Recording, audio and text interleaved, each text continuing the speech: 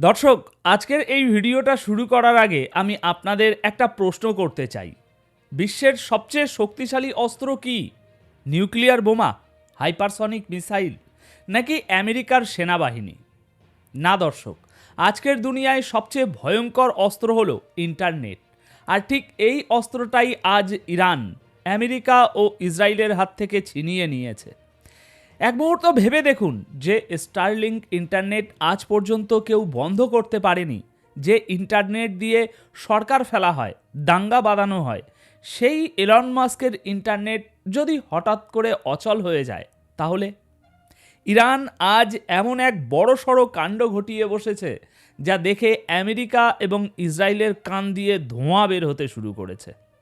আপনারা এটা নিশ্চিতভাবে ধরে নিন, ইরান এমন একটা কাজ করে দেখিয়েছে যা আজ পর্যন্ত বিশ্বের কোনো দেশ করতে পারেনি। অর্থাৎ আমেরিকা, চীন, রাশিয়া সবার এই লড়াইয়ে ইরান প্রথম বিজয়ী হিসাবে উঠে এসেছে। দর্শক, আসলে ঘটনাটা হলো, ইরানে খুব গোপনে স্টারলিংকের ইন্টারনেট পৌঁছে দেওয়া হয়েছিল। একবার ভাবুন, এরা কতটা মিথ্যেবাদী। ইরানে এখন তুমুল বিক্ষোভ চলছে। ইরান সরকার পুরোপুরি ইন্টারনেট বন্ধ করে দিয়েছে। না আছে সিগন্যাল, না মোবাইল নেটওয়ার্ক, না ল্যান্ডলাইন, কোনো কাজ হচ্ছে না। কিন্তু হঠাৎ দেখা গেল সেখান থেকে ভিডিও বাইরে আসছে, তাও আবার সব এইচডি কোয়ালিটির ভিডিও।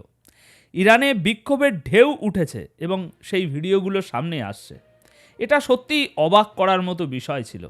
ইন্টারনেট ছাড়া এগুলো কিভাবে সম্ভব? ঠিক সেই সময়েই খবর এলো যে এলন মাস্ক বলছেন তিনি ইরানে স্টারলিংকের ইন্টারনেট পৌঁছে দিতে চান। কিন্তু আপনারা জানেন, এর জন্য ডিভাইসের প্রয়োজন, টার্মিনাল লাগবে, মোডেম লাগবে। আপনি যখন জায়গায় জায়গায় এই ডিভাইসগুলো পৌঁছে দেবেন, তখনই এই কাজটা হবে। ওদিকে ডোনাল্ড ট্রাম্প ঘোষণা করে দিলেন যে এই পরিস্থিতিতে তিনি এলন মাস্ককে ইন্টারনেট চালু করতে বলছেন। আসলে এটাই ছিল তাদের আসল গেম। ইন্টারনেট তো আগেই পৌঁছে গিয়েছিল, খুব দ্রুত গতিতে ইরানের ডিভাইসগুলো পাচার করা হয়ে গিয়েছিল। কিন্তু আজ ইরান যা করেছে তা অকল্পনীয়। ইরান এলন মাস্কের সেই ইন্টারনেটের 80%ই আজ ব্লক করে দিয়েছে। প্রথমে 30%, তারপর 80%, এবং সম্ভবত আর কয়েক ঘন্টার মধ্যে তারা 100% ইন্টারনেট পুরোপুরি ব্লক করে দেবে। এটা ইসরায়েল এবং আমেরিকার জন্য এখনও পর্যন্ত সবচেয়ে বড় ধাক্কা। দেখুন, 2-3 ভাবে তথ্য বাইরে আসতে পারে। হয় কেউ বাইরে থেকে ইরানে গিয়ে ভিডিও করে প্লেনে করে অন্য দেশে এসে আপলোড করছে। কিন্তু এটা সহজ নয়, কারণ ভিডিওগুলো লাইভ আসছিল, আর ইরানের ফ্লাইটগুলোও তো বাতিল। তাহলে ভিডিও আসছিল ওই ইন্টারনেট ব্যবহার করেই। এখন আসল প্রশ্ন হলো, এলন মাস্কের এই শক্তিশালী স্যাটেলাইট ইন্টারনেট ব্লক করলো কিভাবে ইরান? তাদের সাহায্য কে করলো? চীন নাকি রাশিয়া? এদের যে কোনো একজন নিশ্চয়ই সাহায্য করেছে, যার ফলে এলন মাস্কের ইন্টারনেট আজ ইরানে অচল হয়ে গেছে। এতে পশ্চিমারা হতবাক হয়ে গেছে, কারণ এলন মাস্কের ইন্টারনেট আজ পর্যন্ত বিশ্বের কেউ ব্লক করতে পারেনি। তিনি যেখানে চান ইন্টারনেট দিয়ে দেন। আসলে এদের প্ল্যান কী ছিল জানেন? সেখানে ডিভাইস পাচার করো, নিজেদের লোক পাঠাও, স্যাটেলাইট থেকে ইন্টারনেট দাও, আর তারপর মানুষ সেই ইন্টারনেট ব্যবহার করে রাস্তায় নেমে আসুক। কিন্তু তাদের এই বড়সড় রিজিম চেঞ্জের প্রথম প্ল্যানটাই ব্যর্থ হয়ে গেল। ইরান শুধু তাদের এজেন্টদেরই ধরেনি, বরং এলন মাস্কের ইন্টারনেট ব্লক করে তাদের গায়ে কাঁপুনি ধরিয়ে দিয়েছে। কারণ তাদের মূল অস্ত্রই ছিল ইন্টারনেট সচল রাখা, যাতে দাঙ্গা হাঙ্গামার ভিডিও বাইরে আসে এবং মানুষ আরও বেশি করে রাস্তায় নামে। এখন শুনুন, ডোনাল্ড ট্রাম্প কি অদ্ভুত দাবি করছেন। তিনি বলছেন ইরানের লিডারশিপ নাকি তার সাথে যোগাযোগ করতে চাইছে এবং দেখা করতে চায়। কিন্তু মজার ব্যাপার হলো, ট্রাম্প একই সাথে বলছেন ওরা আলোচনার জন্য যোগাযোগ করছে ঠিকই, কিন্তু আমি বলে দিচ্ছি আমি দেখা করার আগেই ইরানের উপরে হামলা করব। মানে ভাবুন একবার। অথচ আসল সত্য হলো, মাত্র 2 দিন আগে আমেরিকাই তৃতীয় একটি দেশের মাধ্যমে ইরানের সাথে যোগাযোগ করার চেষ্টা করেছিল, যা ইরান সরাসরি প্রত্যাখ্যান করেছে। আর এর সোজা অর্থ হলো, চীন এবং রাশিয়া এখন ইরানের সাহায্যে কোমর বেঁধে নেমেছে। দর্শক, সবচেয়ে ইন্টারেস্টিং বিষয় হলো ডিভাইসগুলো, মোডেমগুলো কিন্তু ইরানে পৌঁছে গেছে। এখন চলছে জ্যামিং আর অ্যান্টি জ্যামিংয়ের লড়াই। ইরান যদি সিগন্যাল জ্যাম করে দেয় তবে ইসরায়েল ও আমেরিকা হয়তো আবার হামলা করবে সেই জ্যামিং সরানোর জন্য। কিন্তু মনে রাখবেন 2025 সালে যে যুদ্ধ হয়েছিল সেখানে প্রথম দিনেই ইরান তাদের সব সিস্টেম জ্যাম করে দিয়েছিল এবং 18 ঘন্টা পর মিসাইল মেরে সব তছনছ করে দিয়েছিল। ইরান যে এলন মাস্কের ইন্টারনেট আটকাতে পেরেছে এটা আমেরিকার জন্য অশ্লীল সংকেত, কারণ তাদের পরিকল্পনা ছিল ভবিষ্যতে যে কোনো দেশে সরকার ফেলার জন্য তারা স্যাটেলাইট ইন্টারনেট ব্যবহার করবে। কিন্তু ইরান যদি এটা আটকাতে পারে চীন বা রাশিয়ার প্রযুক্তিতে, তার মানে চীন রাশিয়া অন্য দেশকেও এই প্রযুক্তি দেবে।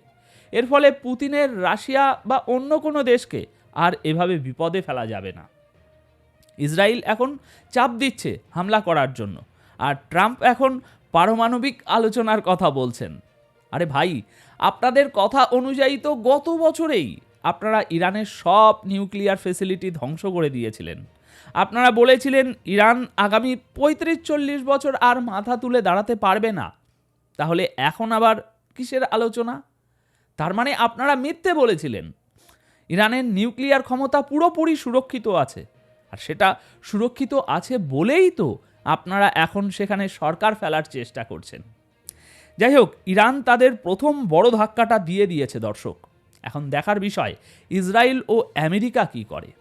তবে একটা কথা মাথায় রাখবেন, আমেরিকা বা ইসরায়েল যদি ইরানের উপরে হামলা করে তবে ইরান চুপ থাকবে না, তারা পাল্টা আঘাত বা রিটালিয়েট করবেই। আর ইরানের এই পাল্টা আঘাত হবে ভয়াবহ। ট্রাম্পকে এখন নিজের হাজার হাজার সৈন্যের কথা ভাবতে হবে, কারণ ইরানের মিসাইলগুলো আমেরিকার ঘাঁটি এবং ডিফেন্স সিস্টেম ভেদ করে আঘাত আনতে সক্ষম। ইসরায়েলের আয়রন ডোম যদি ইরানের হামলা রুখতে না পারে তবে আমেরিকার ঘাঁটিগুলোও পারবে না। সব মিলিয়ে বর্তমান পরিস্থিতিতে সবচেয়ে বড় টার্গেট বা নিশানায় আছে খোদ আমেরিকা এবং তাদের সহযোগী মুসলিম দেশগুলো, যারা আমেরিকাকে ঘাঁটি ব্যবহার করতে দিয়েছে।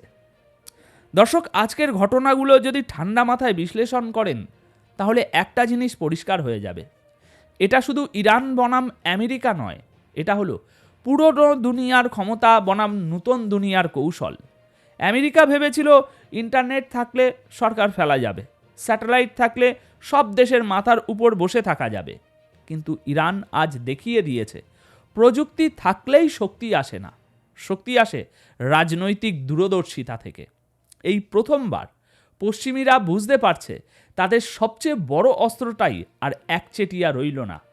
যারা আজ ইরানকে ছোট করে দেখছে তারা ইতিহাস থেকে কিছুই শেখেনি, কারণ মধ্যপ্রাচ্যে যে দেশকে যত কোণঠাসা করা হয় সে দেশ ততটাই ভয়ঙ্কর হয়ে ফিরে আসে। দর্শক, সামনে কি হবে? আমেরিকা হামলা করবে নাকি পিছু হটবে? ইসরায়েল চাপ বাড়াবে নাকি সমঝোতায় যাবে? এই সব কিছুই নির্ভর করছে ইরানের পরের চালের উপর। আর আমি আপনাদের কথা দিচ্ছি, এই জটিল রাজনীতির প্রতিটা স্তর, প্রতিটা চাল পাল্টা চাল আমি আপনাদের সামনে ভেঙে ভেঙে তুলে ধরব। তাই প্রতিটি আপডেট পেতে আমাদের সঙ্গেই থাকুন, চোখ কান খোলা রাখুন, কারণ বিশ্ব রাজনীতি এখন এমন জায়গায় দাঁড়িয়ে যেখানে একটা ভুল সিদ্ধান্ত পুরো দুনিয়াকে আগুনে ঠেলে দিতে পারে। ধন্যবাদ আপনাদের সকলকে।